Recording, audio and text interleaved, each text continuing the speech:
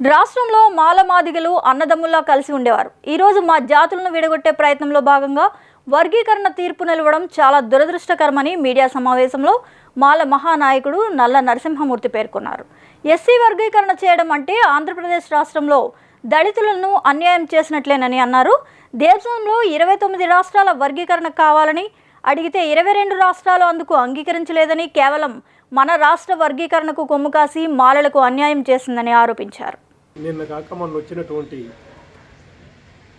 SC reservation సంబంధించి గౌరవ supreme court ఇచ్చినటువంటి తీర్పు చాలా దురదృష్టకరం.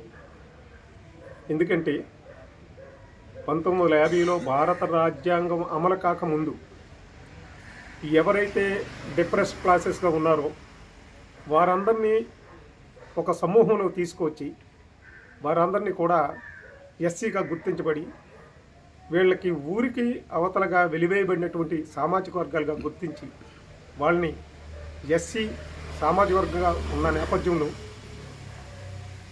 అన్నదమ్ములుగా కలిసిమెలిసేటటువంటి పరిస్థితుల్లో ఆనాడు ఉన్నటువంటి గౌరవ ముఖ్యమంత్రి నారా చంద్రబాబు నాయుడు గారు తన రాజకీయ స్వార్థం కోసం, రాజకీయ పబ్బం కోసం అన్నదమ్ములుగా కలిసి ఉన్నటువంటి మాదిగ సోదరుల్ని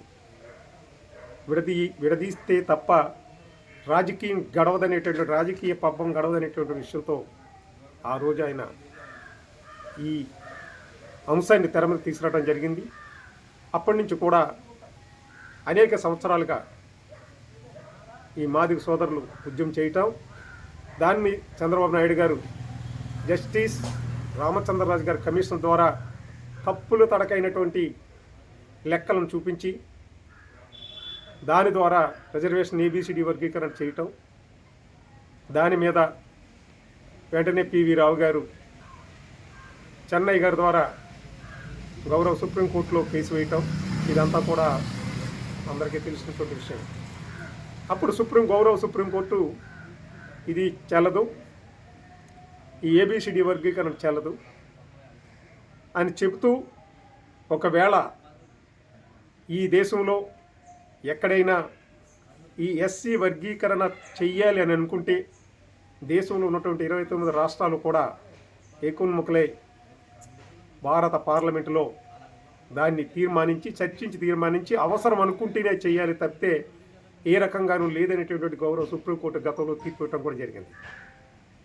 ఆ తీర్పును త్రోసిరాజని ఇవాళ గౌరవ సుప్రీంకోర్టు ప్రధాన న్యాయమూర్తి చంద్రచూడ్ గారి ఆధ్వర్యంలో ఇవాళ ఆ తీర్పును ప్రక్కన పెట్టి ఏ రాష్ట్రానికి ఆ రాష్ట్రం ఈ రకంగా వర్గీకరణ చేసుకోవచ్చు అని చెప్పడం అంటే దీన్ని ఏ రకంగా మరి అర్థం చేసుకోవాలో తెలియటం లేదు. దీనిపై ఆ తీర్పు కాపీలు ఇవన్నీ విశ్లేషణ చేసిన తర్వాత ఏది ఏమైనప్పటికీ కూడా రాష్ట్రాల్లో గతంలో వర్గీకరణ కావాలా అని అడిగినప్పుడు మనకున్నటువంటి 29 రాష్ట్రాల్లో 22 రాష్ట్రాలు వర్గీకరణ కుదరదు అని చెప్తే వర్గీకరణ కావాలని చెప్పి కోరిన దరిమిలా ఆ అంశాన్ని ప్రక్కన పెట్టడం జరిగింది.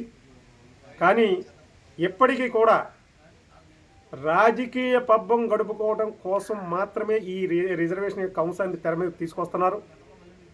దీనిపై కూలంకషంగా చర్చించాలి. తెలంగాణ, ఆంధ్ర ఏక రాష్ట్రంగా ఉన్నప్పుడు అప్పుడున్నటువంటి మాదిగ సోదరుల యొక్క జనాభా 48 లక్షలు, మాల సోదరుల యొక్క జనాభా 54 లక్షలు అయినప్పటికీ కూడా రిజర్వేషన్ యొక్క విభజన చాలా దుర్మార్గమైనటువంటి పరిస్థితుల్లో విభజన చేయడం జరిగింది.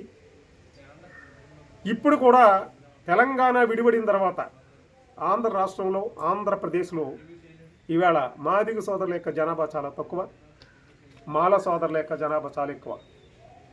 ఈ రిజర్వేషన్ ఏ రకంగా విభజిస్తారనేటువంటిది కూడా వేచి చూడాలి.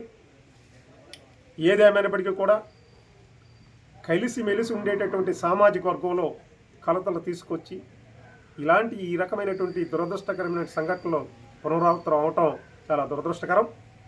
ఏదేమైనా దీనిపై మేము కూలంకషంగా అన్నీ చర్చించిన తర్వాత దీనిపైన ఉన్నటువంటి ఏదైతే మాల మహానాడు కమిటీ ఉందో ఆ కమిటీ ద్వారా ఆ కమిటీ తీసుకున్నటువంటి నిర్ణయాన్ని ఏం చేయాలనేది భవిష్యత్ కార్యక్రమాన్ని మరి రూపుదిద్దుకుంటామని మీ ద్వారా తెలియపరచుకుంటాం. నిరంతర వార్తా శ్రవంతి కొరకు వీక్షిస్తూనే ఉండండి. మేము VST news. Please like, share, subscribe.